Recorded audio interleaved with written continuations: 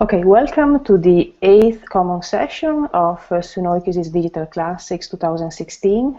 Today we have the second common session about 3D imaging. Last week we had Eleni Bozzia, Sara Gonzalez and Valeria Vitale, and today we have the second common session about 3D imaging, which is 3D modeling for cultural heritage. You have the class outlines in GitHub and also the slides for last week and today. And today we have, again, Valeria Vitale from King's College and Gabriel Bodard from the University of London. So Valeria and Gabriel, welcome. Hi, Monica. I'm gonna start. I hope we won't have any troubles with the audio. Let me share the screen.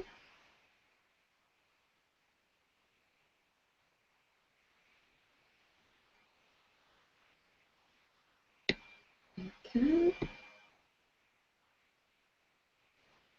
So what we're going to do today is give you a brief introduction of 3D modeling for cultural heritage and for the study of the ancient world, so for classicists and archaeologists. And this is going to be the outline of the class. I will start with a little bit of, again, introduction on the applications of 3D modeling, so what we can do with 3D modeling to use it, in a meaningful way, not just as an illustration. And then Gabriel will present some projects that we have selected as best practice for the use of 3D modeling. Then I will talk a little bit about actually one of the crucial issues in 3D modeling in academic research, this documentation. And then Gabriel again will give you an overview of the available softwares in case you want to start having a go at 3D modeling, so you know what is out there, what you can start, experimenting with. And then we will introduce SketchUp, which is our choice for the exercise that we're going to do today, and I will guide you through the exercise. We will start it together, and even if we don't finish it, then you'll see that there is a step-by-step handout that is linked in the wiki. So let's start with talking a little bit about the possible applications for 3D modeling in cultural heritage, and maybe we should start defining what is 3D modeling, although it is not so straightforward to say. There is no complete agreement on how to use the terminology, but this is the way we are going to use it. So 3D modeling, it's about creating a 3D representation of a concrete or abstract, existing or non-existing object from scratch. So you create the model, and it's in a way opposed to 3D imaging, which is what we saw last week, that is about digitizing something that does exist in its materiality in the real world. And I said concrete or abstract because, of course, you can use 3D modeling to represent concepts or workflows or relationship between data, and it could be existing or non-existing, as no more existing or never existed. We have, various examples of that. And 3D modeling, it's a generic term that includes different technologies.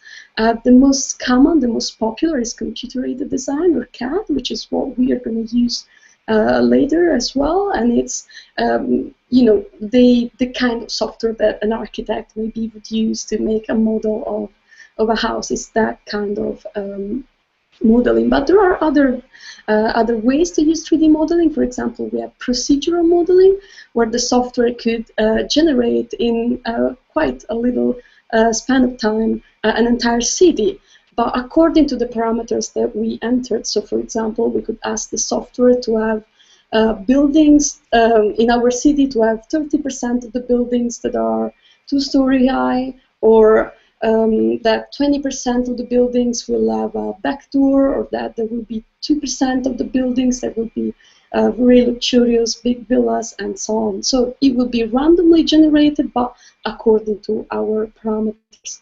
And there are also, of course, virtual world platforms like Second Life or OpenSim, and real-time engines that are meant for video games, but that doesn't mean that we cannot use them for academic research, and they will make our 3D model virtually explorable by avatars. And then we have digital sculpting, 3D modeling, that would be pretty much like modeling clay. And various other options. I mean, it's a field that is still evolving, and different options are available. I wouldn't say every day, but quite frequently. And what can we do with 3D modeling for cultural heritage? Why should we use it? The most obvious application of 3D modeling is to rebuild something that doesn't exist anymore or that has changed a lot. So, for example, a building or a monument or an artifact that is not there anymore. But there are a lot of other things that we could do with 3D modeling. For example, we could test things, we could try things. For example, light and shadows effects, as we can see in this. This is a model of a non-existing house. It's an ideal typical house in Pompeii. Or we could test water features, as again we can see in this example. We see the impluvium. Or we could investigate lines of sight. For example, what you can see or what you could hypothetically see from one point. So what features are framed by windows, by doors, what can you see from the street and things like that. Or even study, for example, planet alignment, as they did in this model of the Hadrian Villa in Tivoli. Or we could study structural strength of buildings and then make hypotheses on the building materials and so on. Really, this list could be really long, and it's up to the single researcher to find the most useful, interesting way to apply 3D modeling to their own research. I'm gonna say a few of the pros about using 3D modeling. There, not all the reasons why we should do it, but these are some of the, let's say, added values. And the first one, it's very clear. It is way cheaper and more manageable than doing an actual material restoration or rebuilding an ancient building that doesn't exist anymore. But also it has the big plus of being non-invasive and non-permanent, because as we can see, for example, in the Palace of Knossos, that's a very good example of that. I mean, the restoration process that was based on the personal taste of a single person at the beginning of the 20th century is now materially embedded in the artifact, and the two layers cannot be separated anymore, in spite of the fact that now we might disagree with the restoration choices at the time. So virtual is not permanent, is not invasive, and is potentially infinite. We can develop as many variants, as many hypotheses as we want. We don't have to constrain ourselves to just one. We don't have to worry about publishing too many colored images in a book or things like that. And even better, we could relate our research to other hypotheses that have been developed by other researchers and so on. And it's also potentially always open-ended because, again, it's digital and can always be implemented and improved when maybe better or newer information arises. 3D modeling, it's quite flexible technology, and I think it becomes even more interesting when it's used in combination with other technologies that are either 3D or non-3D. For example, we can combine it with laser scanning, as we saw last week.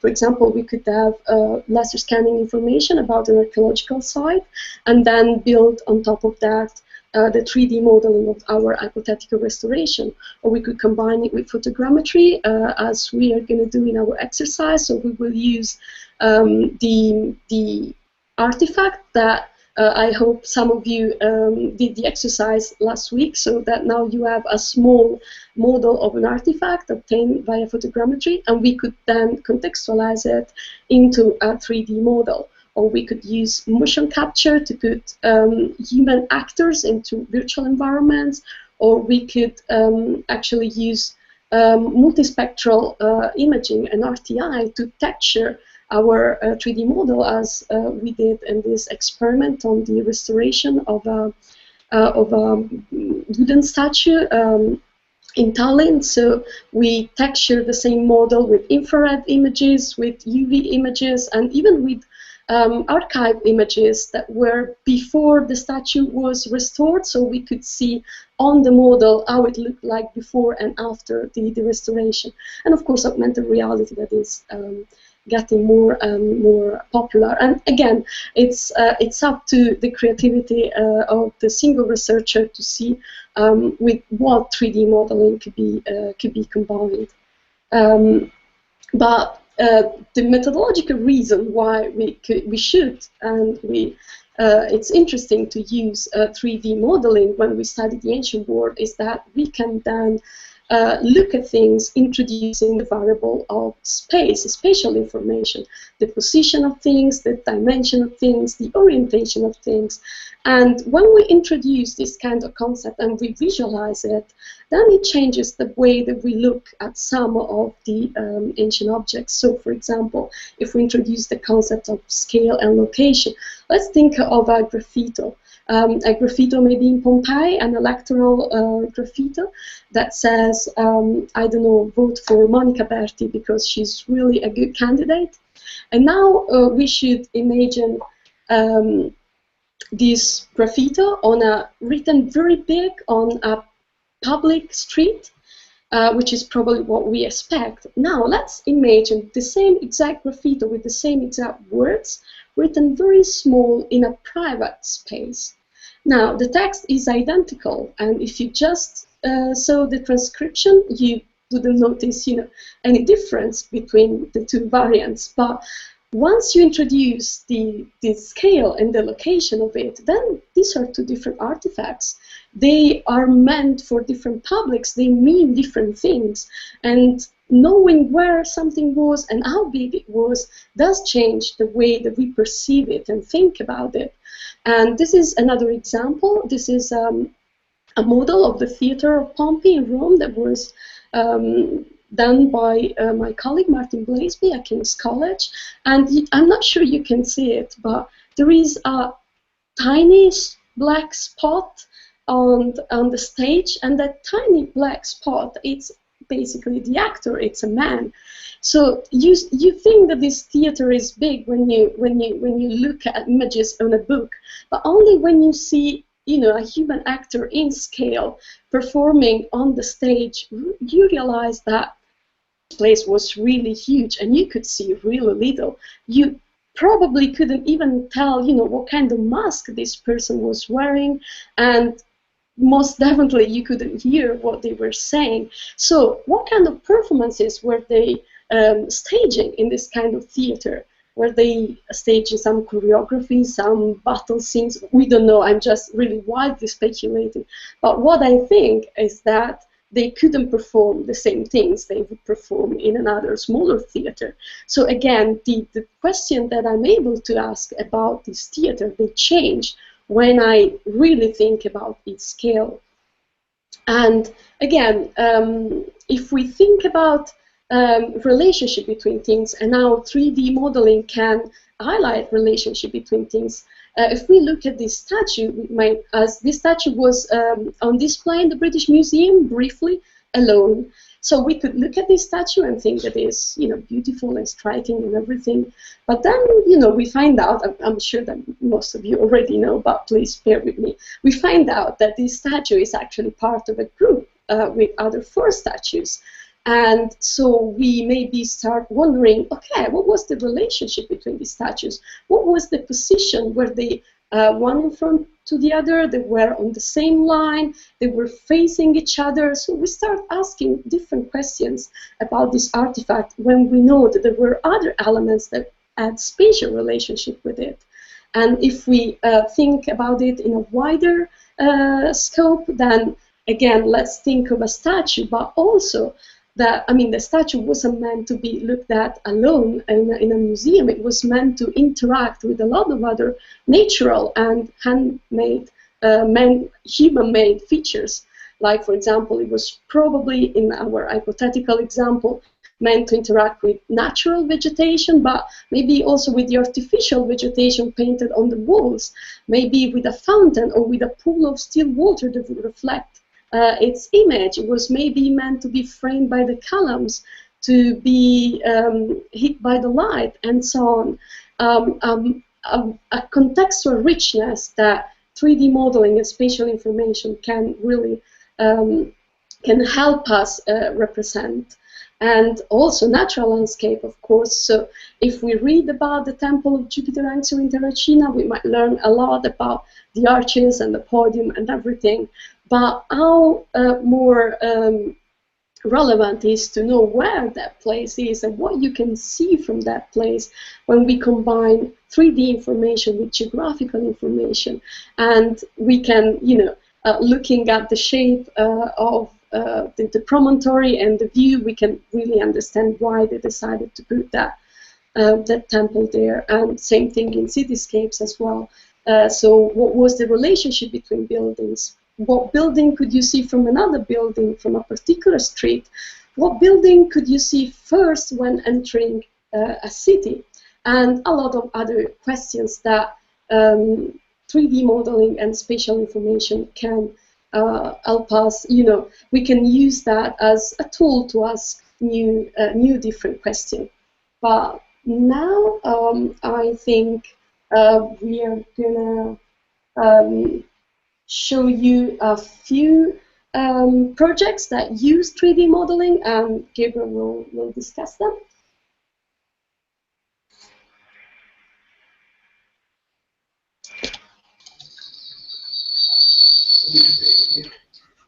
Okay, thanks. Okay, let me just share the screen.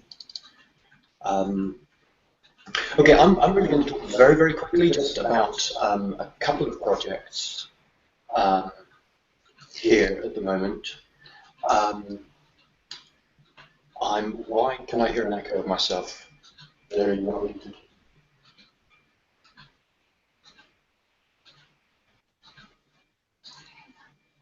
So yes, so I'm just going to talk about a couple of projects mentioned, listed on this slide, and some of the pros and cons of these projects, and a little bit about the ways in which they use 3D modeling to achieve academic ends. Really, just as a snapshot of a couple of the main things that have been done.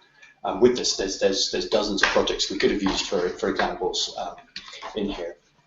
One of the most important, interesting projects that have been worked in this area is the Embodying the Mask in Ancient Theatre Space. This, if I'd been talking about every single project that we could think of, probably about half of the important projects would have been done by the King's Visualization Lab. At one point or another, but this is the main KVL project we're talking about. So this is basically a project studying performance, and they basically scanned reproductions of ancient masks. We don't have any actual ancient masks, but we have lots of images of them in physical models that represent them. So they scanned models of ancient masks. They built replicas from these 3D models that they'd created by scaling from these models. And they used these rebuilt masks in performance. They had actors and performers of various kinds performing in these masks with motion capture devices fitted, and then using the motion capture, they could then put the virtual actors into a 3D scene of, for example, the massive stage of the Theatre of Pompey that Valeria just showed you, or other kinds of scenes. This is an extremely well documented project. We'll be talking about the importance of documentation in just a few minutes. So there's all the information about what was done and how and why was obviously documented very widely. The authors of this project were, of course, also the authors of the London Charter, which it's on your reading list, so you know all about that as the statement on the importance of documentation in 3D modeling. The other issue that this project brings up is that because the King's Visualization Lab per se doesn't exist anymore, it was almost entirely disbanded in the last year or so. There is an issue about sustainability of this. The project contents are still online currently, but how long will they stay there? There's not necessarily any guarantee that they will they will remain so permanently. So that's an issue that we will come up against again and again when looking at these sorts of projects, as we have with all the other kinds of projects we've talked about in this course. The second project I'll talk about again very briefly is Rome Reborn, which is it's a massive project. In 2008, it was announced that this project was going to be released publicly and freely as part of Google Earth. So there was basically a 3D model of all of ancient Rome, or large parts of ancient Rome, within the Google Earth platform, available to everybody. And so this is a project on a huge scale. It's gone through several releases. It's currently on version 2.2 as of a couple of years ago, and it's an extremely powerful public engagement project, because it's the sort of thing that people hear about and people know about. The Google Earth version seems to have disappeared. That's I'm not quite sure why, but it doesn't exist anymore. So there's again an issue of sustainability there. What happened to it? Where can we get hold of it now? The models themselves, so the 3D files behind this project have never been made available. You can get access to a lot of the 3D content, a lot of the reconstruction they've made of ancient Rome, but only by way of images, snapshots, and videos that they've made available. Lots and lots of those, but and quite regularly this project relaunches itself and reinvents itself with new project partners and so forth. Which, I mean, this may be part of the reason why the 3D content isn't made freely available, because it's part of its sustainability is that it is able to sell itself again and again. The criticisms from the academic point of view of this project have mostly featured around the fact that, at least especially in its early stages, the architecture that you see of ancient Rome is much too clean. It doesn't look terribly realistic as a lived-in city. It looks very much like it's a cartoon city. This could also be seen as a good thing in the sense that it stops us from thinking it's too realistic and reminds us that it's a reconstruction and not and we're not actually walking through the real ancient Rome. And the other criticism is that there's no real documentation of the decisions that were made, the bibliography behind it, and so forth. A lot of that sort of information, the documentation of the 3D model itself is just as the 3D data, not ever made available. Lots has been published about it, but not by way of replicable documentation. The third project I'll talk about in contrast is the digital Karnak. This is a project run out of UCLA, and it's based in large part on the Digital Roman Forum project that ran before that. And this project is largely based around time maps, so lots of slices of the state of ancient Karnak at different points in time, and also at reconstructing specific events within the architectural and landscape environment that has been reconstructed. So there are, for example, videos reconstructing what it was like to follow the famous funeral procession through Karnak and so forth. Although the videos and maps are all available, I've not been able to find any of the actual 3D data available, but the documentation is very, very good. The documentation is open, it's very granular, they're very specific, each object is documented with full bibliography and so forth. So it's got a lot of, and that speaks quite favorably towards its sustainability as well, that sort of documentation is taken seriously. A quite different kind of project is the reconstruction by the Okapi project of the ancient, the very, very ancient settlement of Çatalhöyük in the Second Life virtual world environment, which was first released there in 2007. This is very much an interactive environment. They built this ancient settlement in what was called an island in Second Life, and you could take your avatar there, you could fly around, you could walk around, you could go inside the buildings, up and down those ladders, you could interact with little goats that were running around on the roofs, and all sorts of things. It was also an educational environment, so it gave you a sense of what the place was like.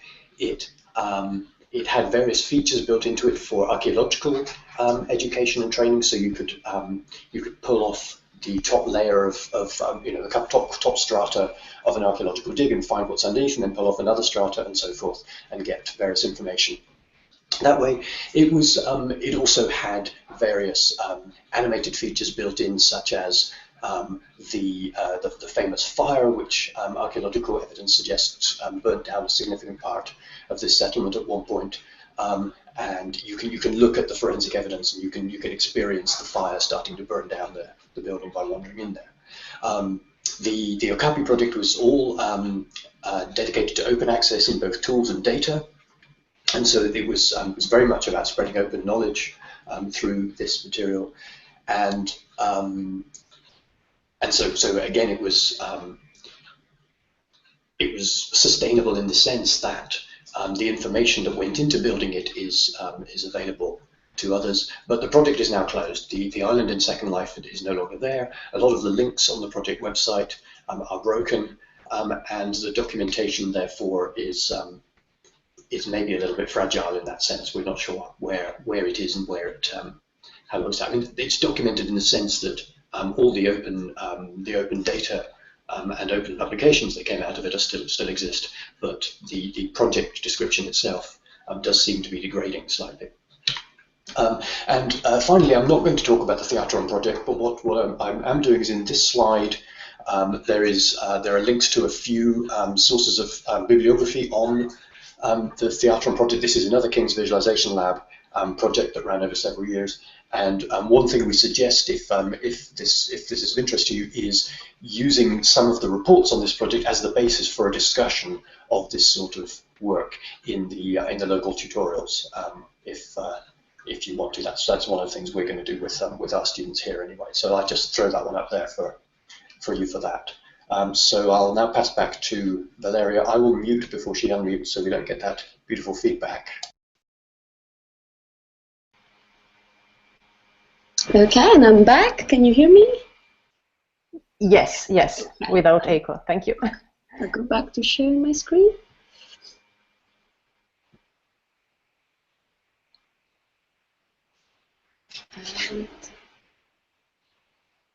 So, Gabby just mentioned the documentation and how this is really a crucial point when we talk about 3D modeling. So let me start from the beginning in this discussion about documentation. So, for example, this is pretty much the kind of 3D output that you get when you go to museums or when you look at even academic publications that use 3D modeling. This one is actually on display in the Archaeological Museum of Herculaneum. So we are talking about, people that are supposed to know what they are talking about. So we look at this image, and it is actually a beautiful image. I'm afraid that the quality of my screenshot is not great, but it is, quite a nice image. It's very pleasant to look at.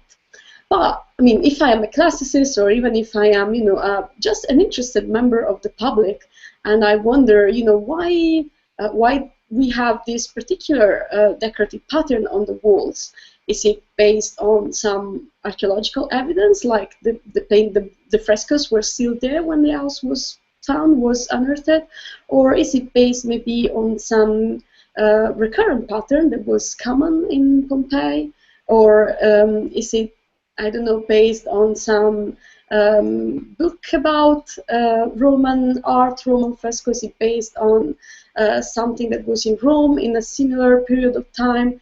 The point is that we don't know. We have no idea unless there is documentation available. So this image, in the way that we see at it, we look at it now, and actually in the way that it's presented in the museum as well, it's completely opaque. So we cannot assess the quality of the research that is behind this image, and it cannot be, for example, challenged or peer-reviewed by other scholars. And in a way, it's even not interesting for the general public, because again, they have no idea how this image was built in the first place. So the only way to make 3D modeling acceptable as an academic output is to explain what we are doing, what we've done, and why we are doing it. What were our research questions that basically guided our modeling process. Otherwise, we are basically just producing beautiful images with it. I mean, I have nothing against beautiful images when we are talking about art, but I believe that when we are talking about studying cultural heritage or studying the ancient world, then beauty is not the main goal of our representations. So all the scholars agree that documentation is crucial, and this is one of the reasons why some of them met in London, and they wrote some general guidelines that are very useful to read, and I suggest that the students read the London Charter. It's available online. It's quite brief reading, but it's very interesting from a methodological point of view. And one of the main points of the London Charter, it's about documentation, and it says that sufficient information should, always be produced and disseminated with the 3D output to make it a meaningful piece of academic research, because otherwise, without documentation, our modeling process is also not repeatable, and as such, it cannot be really considered, a scientific output. But in spite of the fact that everyone agrees that documentation is really crucial, I've never heard anyone saying that documentation is useless or we shouldn't do it. The number of really fully and thoroughly documented 3D visualization is not very high. So why that? Well, the main answer, there are obviously various reasons, but one of the main ones is that documenting 3D modeling for cultural heritage is not easy at all. So in the first place, there are some practical, some technical issues, starting with that 3D modeling are, and especially were in the past, difficult to publish per se, and it was even more difficult to find a way to publish documentation attached to the specific 3D modeling. Now things are changing, and there are getting a little bit easier, but it's still, very experimental. But in the past, it was really, really a huge issue. And the other, let's say, practical problem is that it's hard to convince institutions to pay for it, because often documentation is not showed. So not all the cultural institutions that commission 3D models, maybe for a museum or an exhibition, they believe that it's not interesting to show the documentation. It's nothing, they cannot do anything with it, so they don't want to pay for it. And on the other side, to be fair, the act of documenting, it's so long and difficult and time-consuming that I'm not surprised that the researchers and the 3D modelers, they don't really push to have documentation included into the budget, because it is really not the most fun activity to record everything you do, or try to record everything you do and the reason why you're doing what you're doing. But also the problem is that there are no clear guidelines on how to do it. So the London Charter says that it is very important, it's crucial to document 3D modeling or 3D visualization in general, but they don't say how to do it. They don't even give general guidelines about it. So basically every 3D modeler, every researcher that uses 3D technologies, they basically follow their own style, and that's why, I mean, there is a general lack of standard that makes it very, very difficult to have let's say to have something to compare, to have something to refer to, and of course there have been examples of documented 3D modeling projects that were using 3D modeling, and they try to do documentation, and All these examples are kind of interesting. So, for example, one of the first approaches was to embed some visual clues about documentation in the images themselves. So, for example, this is again from the visualization lab, and this is a kind of street light approach that shows what are the most, let's say, reliable sources, that are those in green, what are the more speculative ones, that are those in red, and the ones that are, you know, a little bit in between, that are the yellow ones. But also we can find documentation on project blogs, on the textual content of augmented reality apps, on dedicated websites, as we have seen with Digital Karnak and the Twin project, the Roman Forum, or we have mixed publications that in the past was mostly CD-ROM and printed book, but now there are other options. For example, we have online articles that link to directly to the 3D model that can also be accessed online. So the point is not that they were wrong on that, or that they were useless. On the contrary, my point here is that they were all different and they cannot be compared. So still, we have some approaches, but we don't have a standard. Valeria, sorry for interrupting you. Can you go back to the previous slide? Because I think that documentation is a common problem, not only for 3D, but in general, we know that. And I have a question about this. Yes. So embedding documentation into the visual output. I'm not an expert of 3D and of images. Can you explain that again? So how do you embed documentation into the visual output? Yeah, what I meant is that, and the main problem with this approach that is very effective, I think, it's very easy to understand. The problem is that it's kind of rough, like it gives you only one kind of information that is, let's say, level of certainty, if we want to call it this way, and it only divides it in very, big and rough categories that are very sure, very unsure, and uncertain, let's say. But I think it's still helpful. What they did on this restoration of a fresco, it was a two-dimensional kind of output. So it was, I think, fairly easy to use color. So you see the original, and you see in a more schematic style the restoration they carried out, but they also color coded the bits of the drawing that were more or less hypothetical. So if you look at the extant fresco, it is, quite easy to just, complete the missing bits, let's say. So they are green. But then, the part in red, that there is just a generic kind of Pompeian-looking sort of illustration. So they color-coded that as red because it is believable, but it's really highly speculative.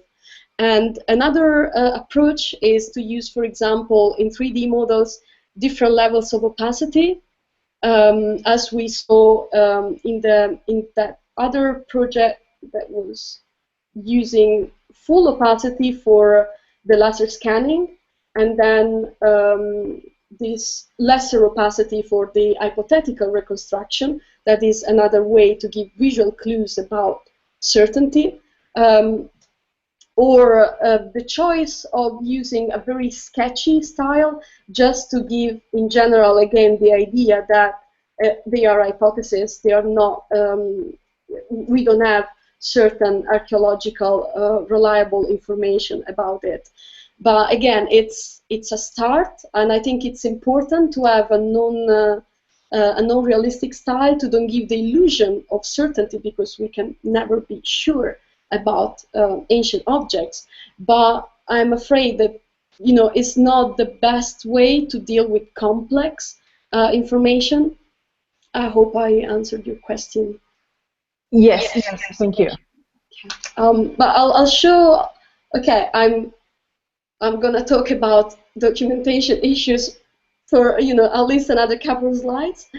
And these are, I mean, some of them, I'm sure they are common issues to other digital approaches. Some others are more specific to 3D modeling. So, for example, when we think of documenting a 3D model, or when we consume a 3D model as users, it's very difficult to declare authorship, because 3D modeling can be a process that a single researcher deals with, or it can be not as big as a small movie, but it can involve a lot of different professionals that are very, very specialized. So maybe, for example, one person does only the architectural or the mass meshes, one person does only the texture, one person maybe does only the lighting. And so there can be many authors, and they are not always declared. But even more complicated, in my opinion, is when maybe a traditional researcher does the research, and then let's say the academic research, and then a 3D modeler just represents what the other researcher has found. So in this case, who is the author, and how do we declare the difference between them? Also, if we want to really give some meaningful information about documentation, we cannot just talk in general about, let's say, an entire building, or even an entire group of artifacts. We have to divide things to talk more specifically about them, and we have to divide them logically, like, okay, how do we divide the building? What are the sub-elements of a building? There is no agreement on that. And also technologically, how do I divide into pieces my 3D model?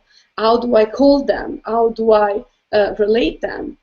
Also, how do I associate in a 3D model the 3D file, the 3D element, with the sources that I have studied to develop that 3D element? Or how do I declare that I couldn't find the sources that I was looking for, so that I had to guess? And also, how do I communicate the fact that I've relied on different kinds of sources? And maybe some were archaeological reports, maybe some were books about Roman architecture, maybe some were secondary sources of someone that copied the same artifact in building centuries ago.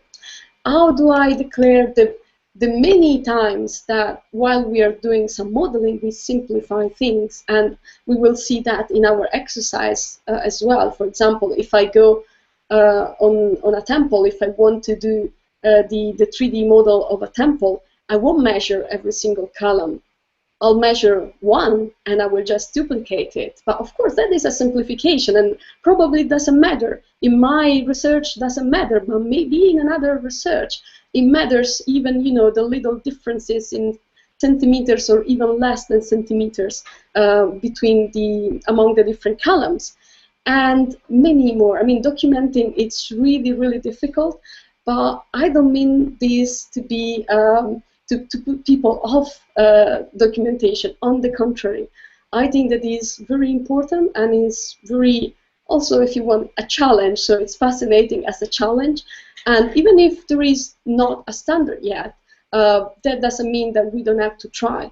And maybe we can go back to our documentation later and make it better. But it is important to produce some documentation. A 3D model without documentation is without value, is nothing. It's a piece of art if you're good at it. It's not a piece of your research, even if you have done a lot of research to produce it. But if it's not documented, it's just lost.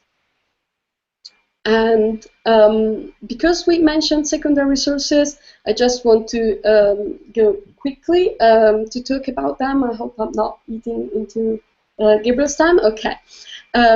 So when we do 3D models of ancient buildings, ancient places, ancient monuments, there is a high chance that we're working on some secondary sources. And we have always copied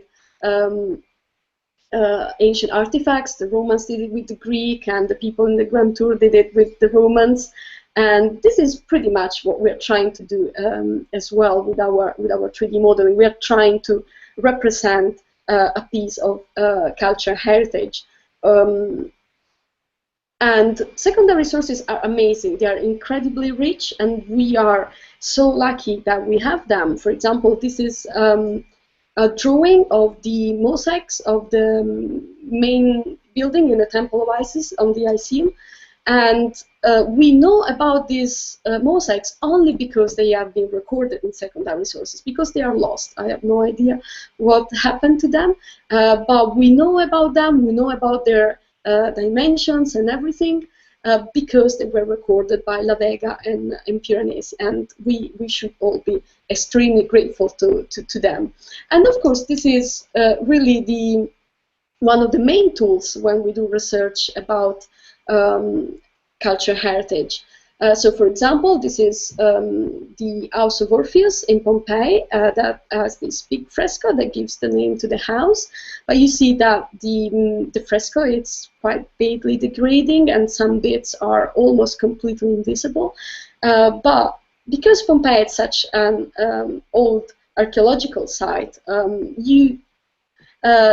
it is likely that you will find some representation of it, some documentation about the main frescoes in Pompeii. And in fact, if we look into the archive, we find this reproduction by Niccolini from 1854 of the fresco in the House of Orpheus. So if we wanted to make a 3D model of the House of Orpheus and do a virtual restoration of the fresco, we could use this as a guideline. But because Pompeii is, an old website, and it's an old archaeological site, and it's also very popular, maybe we find, even more representations of this fresco. And in fact, we do. So we find another one in the archive. This is by Presson from 1878, and notice that they are not too far apart in time. So great, we have, something, some additional information to compare. But honestly, if you look at these two images, one next to each other, you start noticing that they not entirely look like the copy of the same thing. And it is particularly clear in the, my cursor is not showing, but if you look at the animals on the right, we have a lion in Niccolini one and an elephant in Presson one, and then we have a lioness and hippopotamus, and then again a wild boar in both. And you see the greenery has disappeared in Presson, and the river has disappeared. And you could say Presson was copying it later, so maybe the color was already degrading, but actually Presson one is much more detailed than Niccolini's one, for example, in the birds and the greenery that is in the two sides. So basically, we don't know. We have no idea how the fresco looked like originally, but this is not the point. The point is that all representations, of course, are biased. They are made by humans, and so there are so many variables that influence them. And I have very, very quickly this other example from the Royal Museum. We have this funerary relief that was found in the 17th century and has been copied a few times. These are the first two, and we have 3 more, and you can see how they are all different, and sometimes they tell more about the period when they were drawn than the period they are supposed to represent. And I'm sure you're perfectly familiar with secondary sources, but what I want to say is that when someone, even when the Archaeological Museum presents their 3D models as perfect reconstruction based on historical documents and reliefs of the present ruins, you should smile, as I do. First, because there is no such a thing as a perfect reconstruction, and there will never be. Also, because these are the historical documents we're talking about. So the fact that they are historical, that they are old, doesn't mean that they are reliable. And in fact, I mean, I worked on the 3D model of the Temple of Isis in Pompeii for a few years, and this is how the temple looks like now.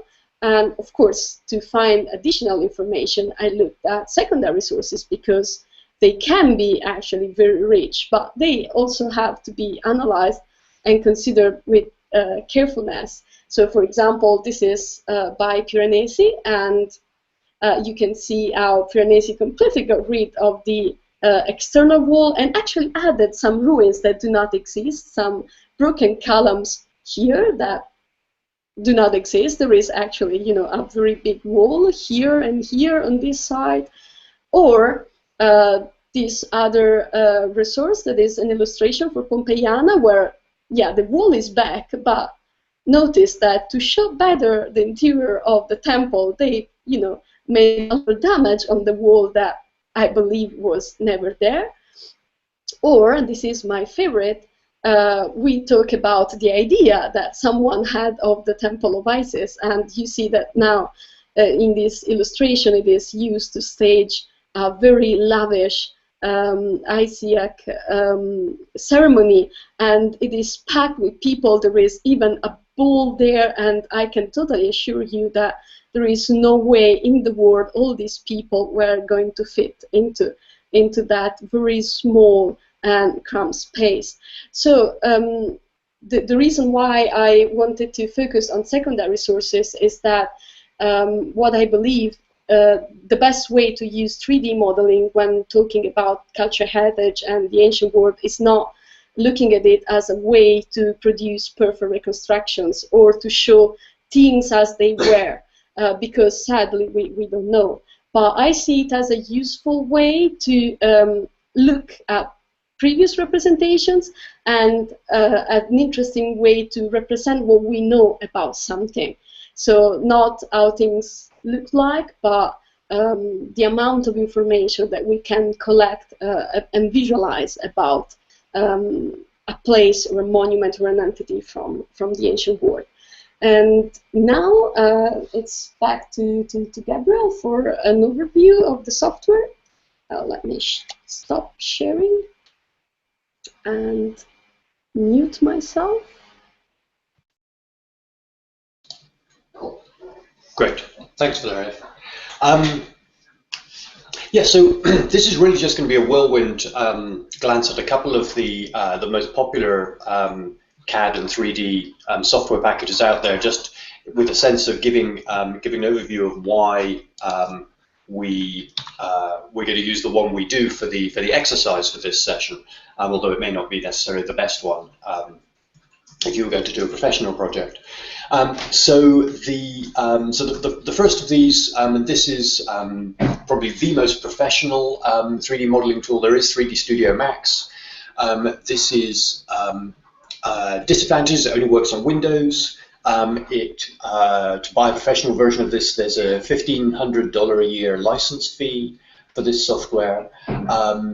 Although you can get a free educational version of it, which I think is fully featured. But as an educator or a student, you can have access to this. It is, as the slide said, it is the professional architect's tool. It gives you very, very granular control over every single object that you create, and it enables you to export this in an extremely wide range of formats. This is the one that that professional 3D modelers like Valeria would probably use by preference. If you prefer open source software, another very, very good tool is Blender, which is open source and therefore free. There are versions for Windows, Mac, and Linux. Because it's open source, it has a very large responsive dev community, so very often if you need a feature added, you can request it and somebody out there will help by creating this.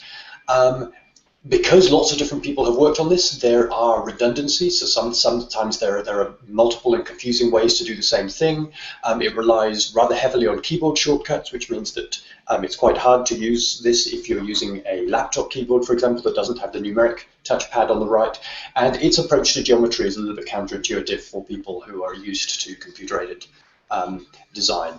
Although for a beginner it might not be a problem. This also allows you to export in several formats, maybe not quite as many as 3D Studio Max, but on the whole is a reasonably good tool as well, especially given that it's not only free, which is convenient, but open source, which in some ways is extremely important if you'll be basing your research on the development you're doing with the tool. Another quite expensive tool is the Cinema 4D tool, which is available on both Windows and Mac. Again, you can get a student license for free. The full license is nearly $4,000. It's a quite expensive piece of software. You can have a student license for up to 18 months, after which they revoke that license. This is the tool that has the best integration with texture of any of these tools on there. It integrates flawlessly with the Adobe Creative Suites, Photoshop and Illustrator and so forth. And again, it will export in all formats. So it's a very professional tool, especially if you're interested in the textures as well as just the models that you're building.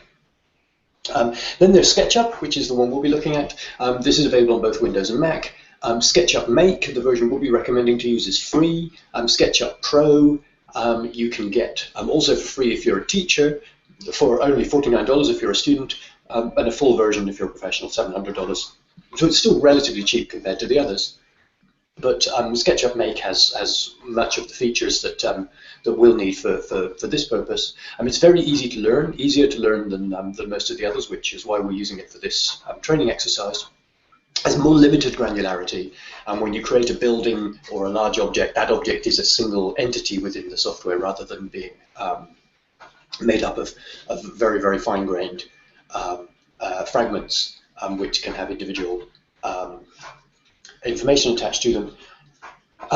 And it also has a few export options, but not all of the ones that you might get with the professional software. But it's still a perfectly functional tool. A slightly different tool. This is not a 3D modeling tool per se. Unity 3D is, it has some 3D modeling functionality in it, but you wouldn't really use it for that. But what it is it's a real-time engine. You can import your 3D models from any of the other software that we talked about, and you can turn that into a game environment. So you can turn it into literally a game, or you can turn it into a tool that allows people to wander around inside and explore the buildings, change the weather, the time of day, and all that sort of thing. So the sorts of 3D experiments that Valeria talked about a few minutes ago. And so those are the sorts of tools we're talking about. There's some really, really good tools out there. If you wanted to do a project based on this, you might well think it was worth investing a little bit in an academic license for one of the better tools. For the introduction that Valeria is going to give you in just a moment to this exercise, we're going to use SketchUp because it's the easiest to learn, and it's free, and it works on both Mac and PC. And I put up these links on these slides here. If you've downloaded the slides for this session, you will have these already. The important links here, if you haven't already downloaded SketchUp, you might want to wait until after the end of the session to try it out. But the first link here is to the step-by-step walkthrough of the exercise. So this really is a step-by-step walkthrough. You should be able to do the entire exercise based on this handout. And the second handout is the documentation. This is the raw data on which the reconstruction that you'll be building in the exercise that Valeria gives you is based. So please do download both of those and look at them while you're doing the exercise after this session. But I'll hand over now to Valeria for the final session.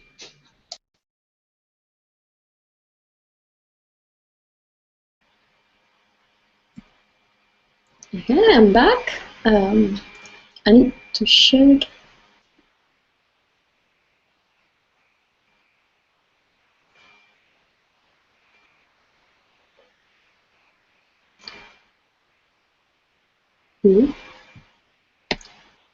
Okay, so we're gonna start together the exercise. I hope I can take you as far as possible. But if time runs out, you can complete the exercise on your own at home with your instructors. The guidelines, the step-by-step handout that it's online, it's really should be really easy. Okay, I keep seeing. Can you see my screen? Yes, but I still see the now I see. Okay, because I kept seeing weird things. So I'm gonna actually open SketchUp from scratch because I want to show you the first step. That is picking a template, which is important. We're going to work in meters. I apologize with people that don't use the metric system, but this is what we're going to do now. We can then try with another template on your own, but just to have everything the same, let's stick with, you click here on Choose Template, and please select Simple Template Meters. And then start using SketchUp.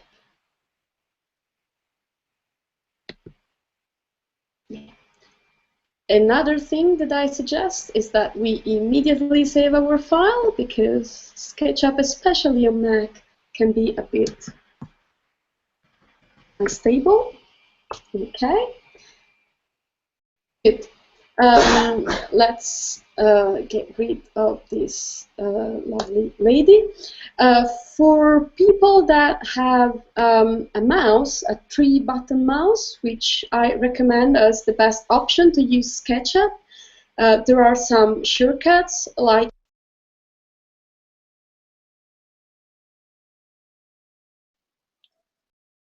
Valeria, we lost you. We can't hear you.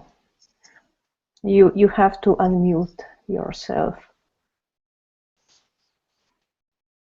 I can see your screen, but I can't hear you. Muted? No, now I can hear you. Okay. Yeah. Oh no, you're. Yeah. Okay. Okay. Okay. Cool. Shall I start from where? Okay. You were saying about using a traditional mouse. Okay. Just that. So you can zoom in and out with the wheel, and I think you can rotate with the right button. Anyway, try them out, because I don't have the mouse with me right now, but there is one shortcut for the zooming, one shortcut for the panning, and one shortcut for rotating. If you don't have a mouse, like I don't have it now, we're going to use SketchUp tools, and the little hand is to pan, the little arrows are to rotate, and you can actually scroll with 2 fingers to zoom in and out, or use the little lens. Another preliminary thing, I will ask you to draw any rectangle, and then to pick your select tool and click over it, and you see that now it's dotted. This means that it's selected. Well, the next thing I will ask you to do is to hit delete. So you see what happens. You have deleted the surface, but not the lines, because in SketchUp they are separated entities. So if you want to undo anything, like in all softwares, you just do Ctrl-Z or Command-Z. The other thing that I want you to show is to select only one of the lines. You see that it's now light blue, which means again that it's selected. If we delete this one, that's what happens. It deletes the surface as well, because of course there cannot be a surface if the lines are open. So now let's get rid of this with a select tool, or just drawing a rectangle around it, and delete everything. Now let's go back to our rectangle tool and again draw any rectangle and then just release. Now you can see, please don't click anywhere. You can see here there is a chat box, a field that is giving you quite exact dimension for the rectangle that you just drew. So if you want to change that, you just start typing. If you clicked anywhere after you released the rectangle, this is not going to work.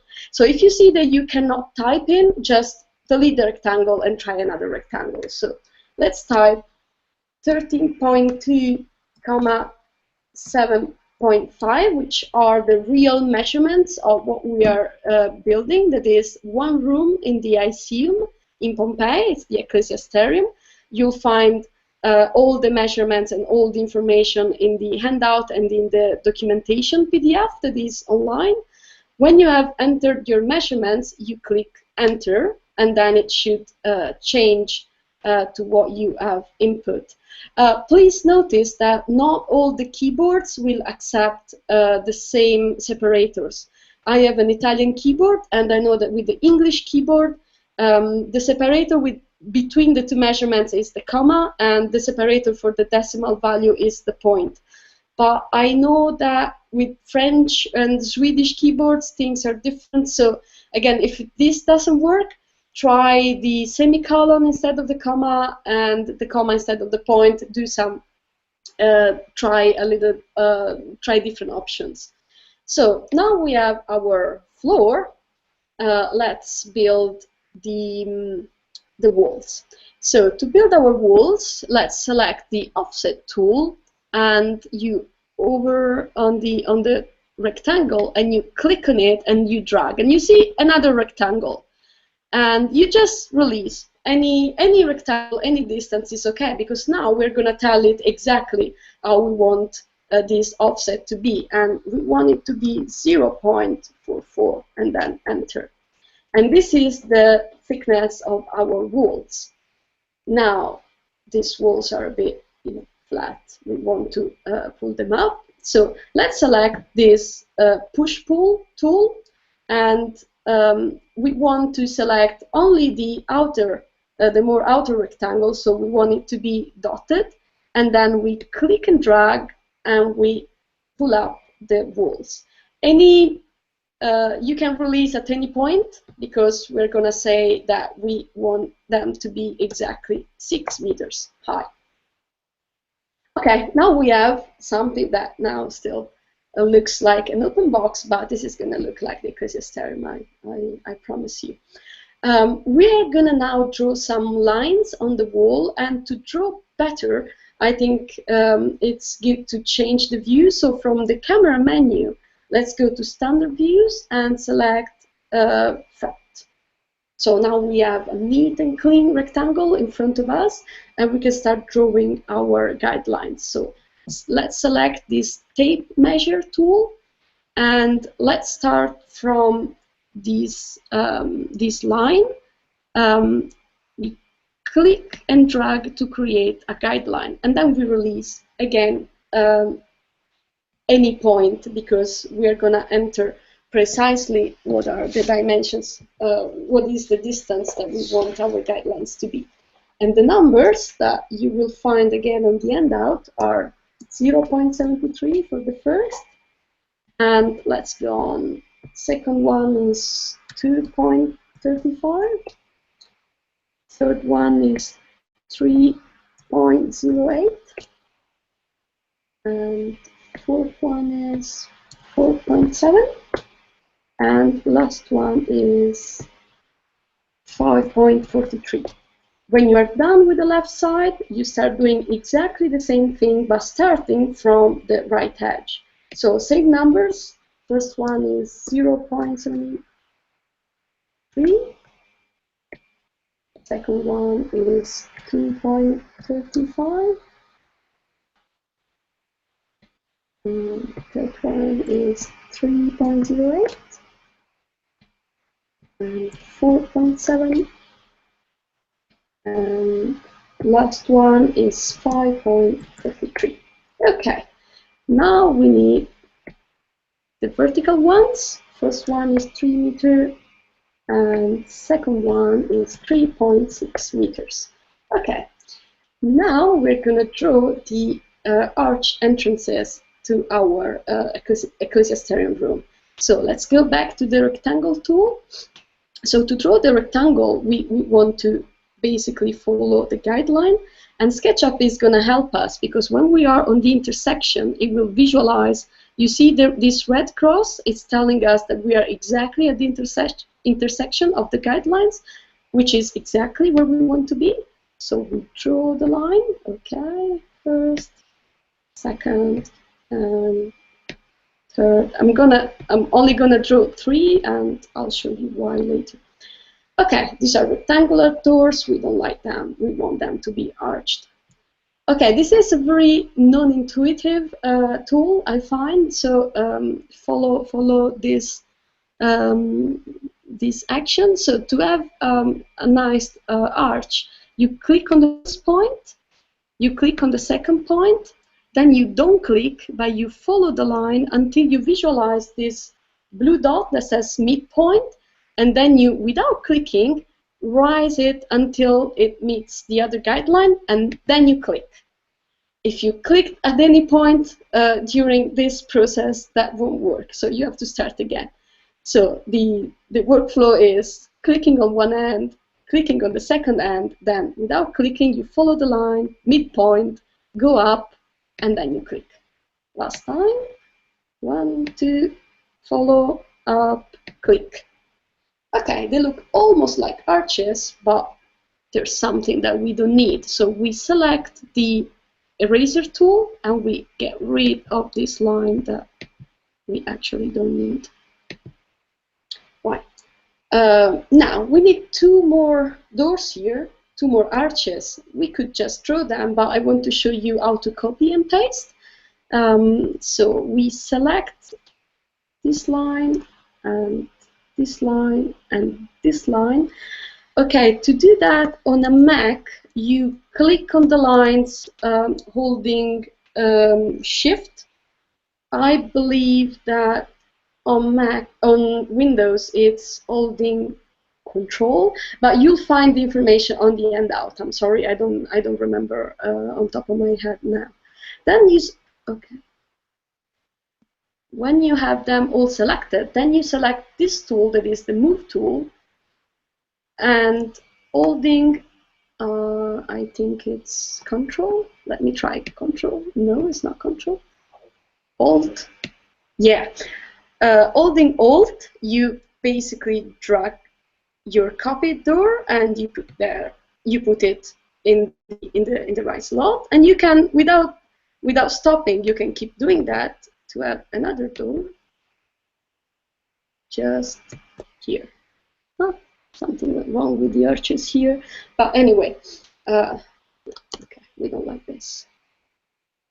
I'm just gonna show you how to open the doors, and then I'm afraid you will have to continue on your own. Just because opening the doors is kind of fun. Let's get rid of the guidelines with delete guides, so we have a cleaner workspace. Then select the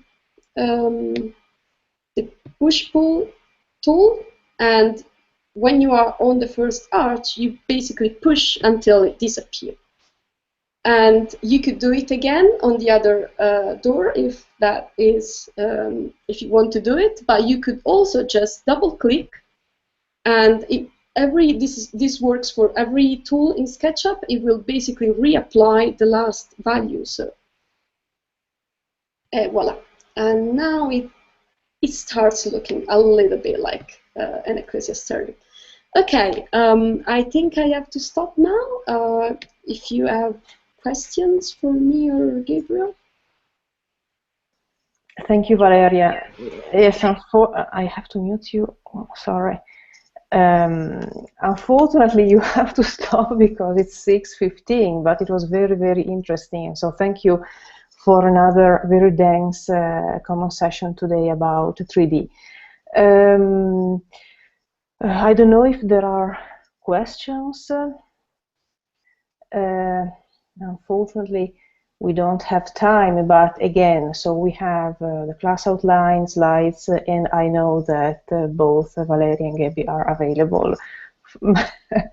So you can get in touch with them via email. And then I know that we have this big and long semester, so it's difficult to have students right now, but everything is in GitHub. Well, I can say that, Valeria, so you, well, of course, thank you for teaching us to produce 3D, but I think that you mentioned also fundamental things in general for our work, so sustainability, documentation, guidelines, authorship. So these are fundamental things in general for the work that we are doing in the digital humanities. So how to produce documentation, so this is something we have to think about. So new forms of publication, first of all, this is important, this is fundamental, and then going beyond also traditional forms of expertise, especially for something like 3D, where we need many different kinds of expertise. So really thank you, because this is something that we are trying to discuss also in Sunoikisis and not only. I don't know if there are other. So it's 6:18, but I think we can still have 2 or 3 minutes. I don't know if you want to add something else. Perfect. Okay. I can't hear you, Valeria. You have to unmute yourself. Yeah, I was just saying that I'm happy to get the questions via email. That's no problem. Okay. Yes, Anisa. Yes, also Anisa. Yes. The presentation was very detailed, but also very, very clear. So I'm sure that every one of us will try to use SketchUp to learn. So unfortunately now, yes, we have to end our session, and the next week we will go back to tree banking, because we have another common session about tree banking, but a specific text, Euripides Helen. So I know that we are going a bit back and forward with this syllabus, but this is the idea, to show very different tools, digital tools for working with ancient sources, texts, objects, archaeological sites, and so on. But we have really a very rich syllabus online, and so if you are interested, you can read the class outlines, you have readings, you have exercise, etc. So if there are no other questions or comments, I think we can end our common session. So thank you again, Valeria, Gabriel, really thank you for your great work and your great support to Sunoikisis, and see you next Wednesday at 5 p.m. So see you, bye-bye. Thank you, bye. Good night, bye, ciao.